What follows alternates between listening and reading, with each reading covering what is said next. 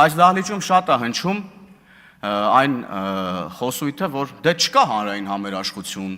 հասարակությունը բևեռացված է եւ այլն եւ այդպես շարունակ։ Բայց միակ բևեռացված խումբը եւ կողմը, որ գոյություն ունի առհասարակ, դա այսօր գործող ընդդիմադիրներն են, խորհրդարանում հայտնված, մեզ բոլորիս հայտնի ճանապարհով հայտնված ընդդիմադիրներն են։ Այդ նրանք են բևեռացված եւ այդ նրանք են, որ այսօր չունեն համերաշխություն մեր ժողովրդի հետ։ Եվ այստեղ եկել խոսում են, ասում են պետությունը ուժով պարտադրում է իր քաղաքականությունը։ Խոսում են մարդիկ, որոնք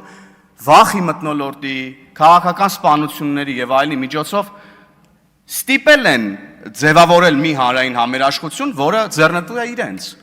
Ստեղծել են մի ճարտարապետություն, որի վրա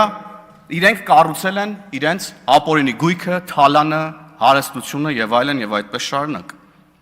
Եվ նրանց գիտեք ինչը ամենաշատը դուր չի գալիս, իրելի քաղաքացիներ, դուր չի գալիս, այո, այս եւ նախորդող բոլոր